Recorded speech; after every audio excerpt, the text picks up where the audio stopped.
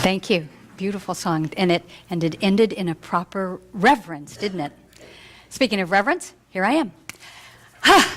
This month's theme is vital signs, based on the book of which you've heard, and I'm going to quote from it later on by Greg Lavoie, our special guest on the 27th. And today's topic title is Most Illogical, Mr. Spock. How many Trekkies do I have? No. I don't. Anyway, I was inspired by that. I know people aren't going to be thrilled when I say this. I wasn't a Trekkie. I mean, I watched it, and I have watched the films, and I'm not a non-Trekkie, but I'm not a Trekkie. But I do remember that Mr. Spock was always saying things like it wasn't logical, highly illogical, Captain Kirk, whatever. And as I began to write this talk for today so that I can discuss with you the illogical aspects of passion, I kept hearing Spock's voice. And so I went onto YouTube, and there were these clips, and he just kept saying, highly illogical, most illogical. It's like, okay. And so it made me wonder, I'm actually going to probably watch a few Star Trek episodes now, it made me wonder about how he dealt with not having passion in his life and feelings, which I know is part of his character trait. Although they did have one clip where he was with beautiful Mariette Hartley, and something must have happened to him because he suddenly was having feelings and talking about it. And I know all you Trekkies will probably talk to me in line and say, okay, here's what happened. And we'll do that later. But he started talking about his feelings, and then he started having, like conniptions because he was feeling things, right? And he didn't know what to do with what he was feeling mentally, emotionally, physically. And if he had been a robot, he probably would have started to sputter. And so I thought that was so interesting because what they were trying to show at that point, I think, was that logic and passion, and I imagine Captain Kirk was, from what I know of Mr. Shatner, that kind of animated, passionate person. So now I am probably going to have a Star Trek marathon in my house so I can understand that. That being said, I am going to quote again from Mr. Lavoie about his book and why we're doing this theme. His first book, which was Callings, and I think we still have a couple of copies in the bookstore, was the one that made that transformation for me, really turned my life around. And so he says, my prior book, Callings, is primarily about finding your vocational passion, and Vital Signs expands that exploration into the art of living passionately in all areas of life. Adventure and discovery, creativity and self-expression, relationships, service, and spirituality. While Callings is geared to doing what you love, Vital Signs is geared to bring your being into love with life. Not just attaining a passion, but cultivating the skill of passion. Not just passion as a place to get to, but a place to come from. So I guess I lean more towards the Kirk side of life, with the animated, passionate, sometimes illogical and not reasoning essence in my world. And I want to bring to all of you the invitation to reawaken the passion that is within you. Because I believe, if you go back to the very beginning, and often we do, you are the beloved in whom God is well pleased. You are one with God, and you are the co-creator with Spirit. And right there in that word, creator, or create, is the charge to be passionate, to create, to express. It's not just to sit here and go, oh yeah, that's cool, yeah, nice. Creation is within you. You are here by the nature of creation, by passion. And I know people have varying passions and various levels of passion. And I was struck, I don't often pull out the newspaper, but when I went to Starbucks. When I went to get coffee, and there was a newsstand, and it was the Orion, and I could see as I was walking up to the door, there was a quote, and so I pulled the paper out, and it says, I think my passion is really what's going to allow me to stay on track. And it's by Vu Nguyen. Please forgive me if I'm mispronouncing her Vietnamese name. This young woman is now the vice president of, make sure I do that right, she is the executive vice president, the student body at Chico State University. And I thought, how cool. Here's this woman talking, and they chose to put the passion quote on the front. I thought that was very appropriate, so I love that. And then I was thinking about more types of passion, and yesterday was a celebration of sorts, an anniversary for those of you who love baseball. 65 years in the broadcast booth for Vin Scully for the LA Dodgers. 65 years. Did he start at 5? That's just mind-boggling. And for me, I know I don't live in LA anymore, but when there's a Dodger game on and he happens to announce it, it's the mellifluous sound. I'm just drawn to it. He has this voice that does amazing things for me. And there is no lack of passion in his work. He broadcasts the whole game. All those other baseball, they always have 2 commentators. Not with Vinny. We've got 1 because he's there, he's present, he's passionate.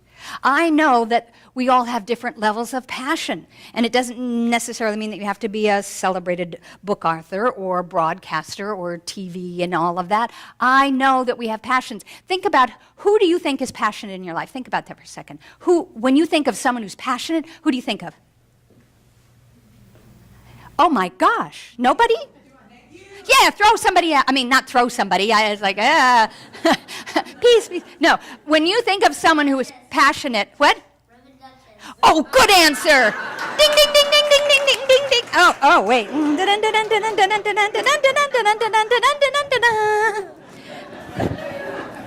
I didn't pay him to say that. But being Sunday, I will refer to the Bible out of the mouth of babes. Thank you, Antonio. Anybody, who else is passionate? Drenya, yes. Did you see her play? Yes.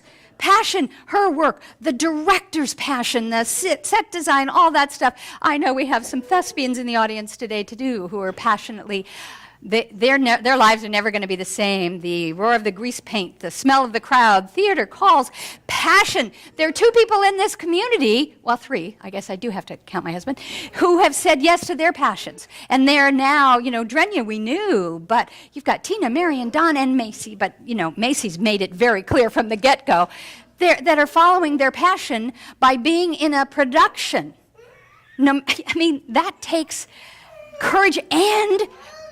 Yes, I know. That's how I feel sometimes. There is passion. This is what I want, and I'm not getting it. And there's no logic to that. And I would imagine for the people that I'm talking about that are in the show big, that there might have been just that much of something that said, this isn't logical. Me on stage singing and dancing where I'm at, I'm not the, and most of the time when a passion comes forward, there is that absence of reason. And yet, it's undeniable. Now, when we think of passion, most of the time we think of passion in the terms of romance and love. Usually, that's kind of how. And just so those of you who know who do want to buy it, Mr. Lavoie does have several chapters in regards to passion about that as well. But mostly it's about life's purpose and finding passion and all that. But how many of us have had that sense and we have seen him or her and we've gone, like the cartoon, fum, fum, fum, fum, fum, fum, the heart beats and the eyes go, ba, ba, bing. And you see someone and there's a passion for someone that attracts you, whether it's intellectual or physical, doesn't matter. And you have that passion and there's no logic. Your best friend will say to you, are you nuts? She's wacky. Are you crazy? This is his 6th marriage or whatever. And do we listen? No. Why is that? Because there's something in us that defies logic, Mr. Spock, and we say, but there's something passionate that's calling to us. Now, gratefully, many of us have the balance of Spock and Kirk. Maybe we need to do a talk. Hello, Duchess, you talking to yourself? Yes, I need to do a talk about your inner Spock and your inner Kirk and how they navigate your space adventure.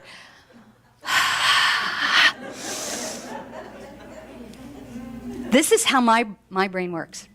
this is when I get excited and passionate and animated, it just expands, and it isn't logical. And I know it may be a challenge for some, and yet I know that many of us in this room have tamped down, dampened our passions. Whether it's the romantic side or the creative side, the expression side, our purpose side, that we've just said, I don't think I can, I'm too old, I don't have enough money, it's not practical. Oh, ding, ding, ding, ding. No. So what we have is the opportunity to use the skills and tools that we teach here that are in all the wonderful books, etc., and find a way to be passionate about our lives, our work, our expression, our purpose, whatever that purpose may be, even it's the most passionate retirement on the planet. This isn't about, well, you have to go back out and you have to find a cause and you have to do this.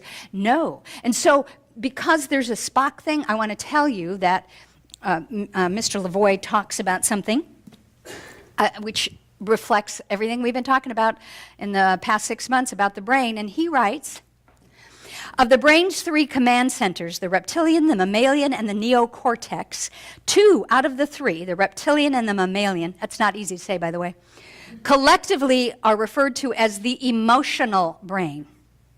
These parts of your brain, the emotional brain, take none of their orders from logic and are unswayed by the cajolings of rational argument or cussed willpower.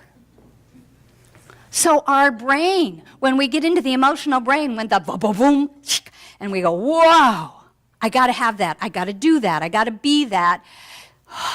The logic gets squashed down even when the logic has really good points, really cogent points, and goes, yeah, and did you, and you're already out the door. So our charge is to fire up that passion and use these skills so that the Kirk and the Spock are talking to each other and you have balance about following the passion and the purpose. But passion, emotion, the emotional brain is illogical. Think about it. It's illogical in romance. Most of us know that. And it can be illogical about work. It's often illogical about grief. Think about the emotional brain and grief. For the past 7 to 10 days, I've been having outbursts of illogical emotions and passions. And I shared this with a couple of people. I was walking my dog, and I have a special needs dog, a unique dog, and so we can't interact with other dogs. That's the short version. So we're walking down the street, and I see literally about a block and a half away, a woman coming with a carriage, and I can't tell if she's got a dog. A lot of times the moms, have the dog and all that. So I'm being prepared so that I can either turn around or pick Chai up and go the other way. But I see the carriage, and your mind goes like this really quickly. I see the carriage. I'm assessing if there's another dog. The next thought is, oh, yes, that's what mothers do. They take their babies out during the day in a stroller to get sunlight and some exercise. And the next thing, microsecond, I was bawling because I realized my mother never did that. Now, don't get all weird for me. I'm okay. I mean, and I'm sharing it now because I'm beyond the first few days. I was still really sensitive about that. And so I allowed myself, being the spiritual being that I am, I allowed myself that grief response. But then the brain kicked in and went, look how old you are. Your mom, what's going, she did the best she could. Why are you having this reaction? Why are you bawling in the middle of the street? My dog's looking at me like, I don't know what's going on. And I'm like, I never did. Oh, my mom. And I went through that. It all moved very quickly, but there was no logic to it. There was no logic to my emotional brain that tapped into something for which I was passionate. And in that sense, the passion was about allowing myself the feelings, allowing myself the healing, and having that moment, once I regained my balance, of just connecting with Mom, wherever she may be, and understanding she did the best she could do. And then I started wondering, well, is that why I don't have any immunities, can't go outside, and I'm allergic to bugs and da-da-da, because she never took me outside. And then it was like, okay, enough of that, let's go back. So I went back in, read some spiritual stuff, shifted, and all was well. My point being, there isn't logic sometimes to our emotions when they come up, whether it's about grief, whether it's about being attracted and passionate for another person or for a purpose or a cause. Many of the people in our world that we respect and admire who have done great things for our planet met with great resistance because their passionate position was not logical, was not accepted, or popular. But because that passion was so strong and they were so clear about it, they couldn't help but follow that. My charge, certainly the past couple of months, and maybe what Mr. Lavoie will bring at the workshop, is to invite all of us to get back to that energy that knows that passion from within us, whatever that calling may be, and not to let the years of experience, the logical brain, or other people's comments stop you, me, us, from following that passion. However big or however, oh, that was weird, however big, however small.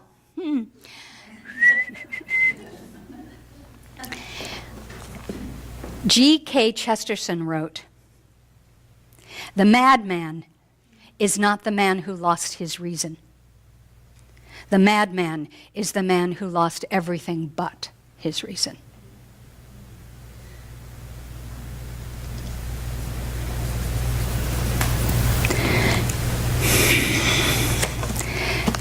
Tell that to Mr. Spock. I want to quote something from Mr. Lavoie from his book when he's talking about it, and it will, as Spirit has its wont to do, it plays into the video clip that Reverend Terry showed at Meditation, Contemplation, which we will show again in a few moments. And it has to do with the song. And it's talking about actually eros, which is love and desire. We know the Greek word for that, as well as chaos. So moving from eros to chaos to love. Love, not eros, which is desire and that, but moving from that sense of eros, desire, want, to chaos, because usually what happens when we find something we really want and you have to have it, then there's chaos because it makes things uncomfortable, or you have to stretch out of your comfort zone, and then you've got people saying stuff to you that's like, you sure? You can't do that. And you're following that, and what you move to is a place of love. By that I mean, you may be in the place of love where you're now following the passion and the purpose, so you feel connected, and therefore you give of yourself from that higher love as co-creator, or love for the people and places and things around you as they are. He goes on to a quote, he says, "The Spanish novelist Miguel de Unamuno summed up the connection between divinity and adversity, passion and suffering, when he said, 'Those who believe that they believe in God, but without passion in their hearts, without anguish in their mind, without uncertainty, without doubt, and without an element of despair, even in their consolation, believe only in the God idea, not God itself.'" Big stuff. If I've rocked some boats here, take a breath. Take a breath. You've heard this before. If I'm pushing buttons, it's not me. I didn't install the buttons. They're there. And they're there for a reason, and I'm just asking you, inviting you to find out why. Is it something that you need to heal, like your mom didn't take you out on walks because she was working 3 jobs and you never went out in a stroller? Or is it something you have to reveal about, this is what I want to do, where I'm called, what my passion is, and being of service in that way? He goes on to write, and this is going to be, as soon as I finish this quote, we'll do the video. "To this day, what we're looking for is more than just the love of one another. We're hungry for an experience of our own wholeness," which, by the way, is the theme for 2015, wholeness. We're hungry for an experience of our own wholeness. We're not just looking out there for someone or something, but also looking to become the person we already know ourselves to be. I'm going to read it again, because I do not believe, I know you may be here for the first time, you may be here with a friend, but I do not believe you are here randomly by chance. you're here at a center of spiritual living with an intention that's set in that name in and of itself, to know of yourselves to a greater degree of wholeness. And I guess what I'm talking about this month is the slice of the wholeness pie called passion. To this day, what we're longing for is more than just the love of one another. We're hungry for an experience of our own wholeness. We're not just looking out there for someone, but also looking to become the person we already know ourselves to be or have forgotten. So what I want to do, because it's so perfect with, you can bring the down while it's getting ready. Reverend Terry's video, for some of you who weren't here for meditation, it's button pushing, just so you know right out the bat. In case you feel yourself, stop breathing or holding on.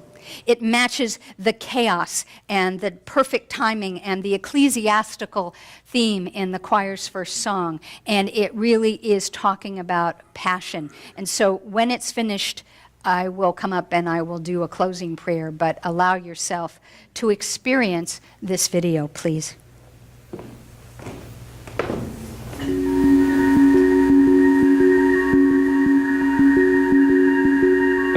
The world is coming to an end.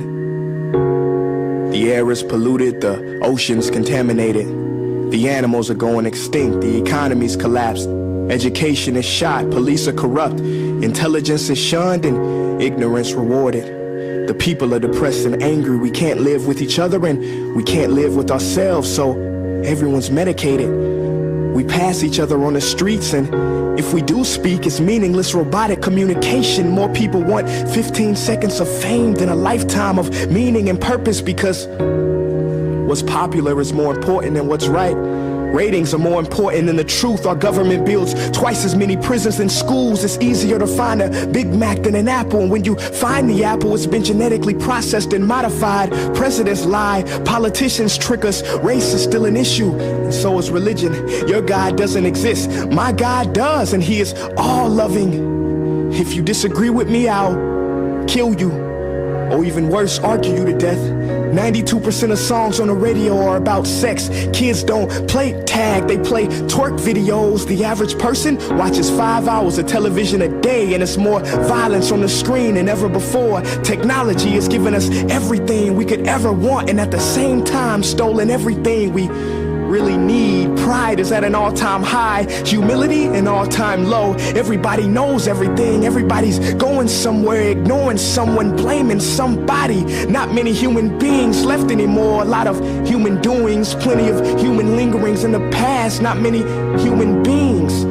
Money is still the root of all evil, yet we tell our kids, don't get that degree, the jobs don't pay enough.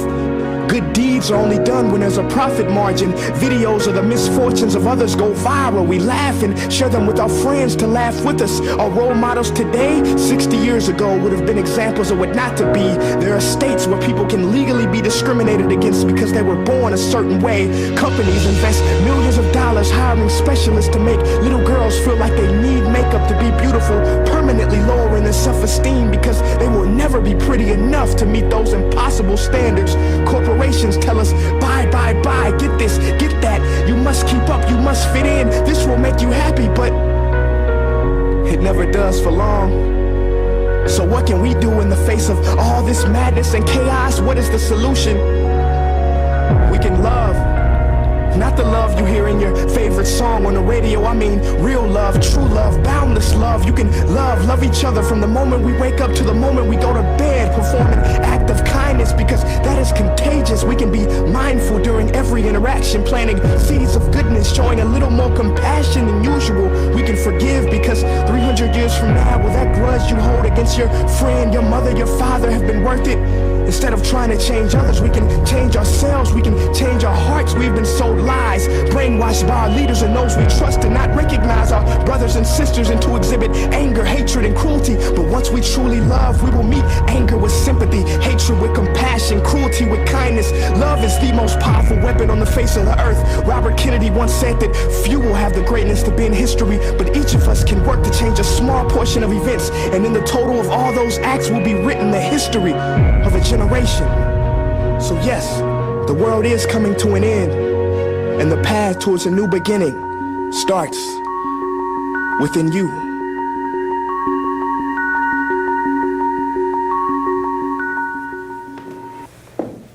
So let's start that path together now. Set aside anything you have on your lap. Set aside any emotions that may have stirred, even if the fact that he spoke so fast you couldn't hear everything, and yet he spoke words that stirred you, all of that. Just breathe and be. You don't have to do anything right now. Breathing, being, allowing, loving. And so together we breathe in the infinite grace of spirit that knows of itself as the passionate, the peak passion that had to exist to co-create and bring forth you, me, us. That God, Spirit, infinite mind, so loved the world that it brought forth each of us as sons and daughters of the Most High. To learn, to know, to be. So I am knowing and accepting right here and right now the rest of this treatment in first person so that you may speak it along with me inside your head if you choose. That there is only one life. That life is God, that life is perfect, and that life is my life right now. It is my life right now. Because I claim it, I affirm it, I know it, I feel it. And as I do, I realize that I am one with all of those things that mean so much to me. Nature, wisdom, family, the stars, the earth, each other. I am one with the one that shows of itself in all this multiplicity. And knowing that, I know that I am at the root of that creation with the Creator by which I may express and expand myself with, in, and as love. That's all that there is. And when we step into that love, then the vibration, the fragrance, the resonance of that love will then infuse into us that which we need to know what we are to do, where we are to go, what we are to say. There's a reason Marianne Williamson's book is called Return to Love, because that's where we began.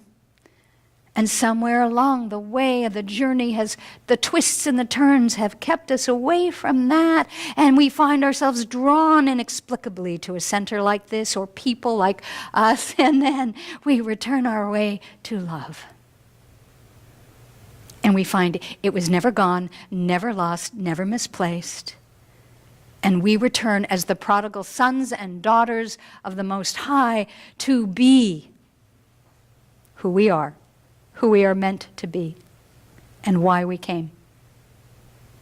So I know and accept that each of us, whatever that calling is, whatever the passion is, the purpose is being revealed to us, through us, and for us. And that we are here for one another to stand by in witness to that, as midwives to that birth of creation for each of us and for all of us. I am so grateful to know that, so confident and enthused that I don't do this alone, that there is that one, capital O, that one that I am.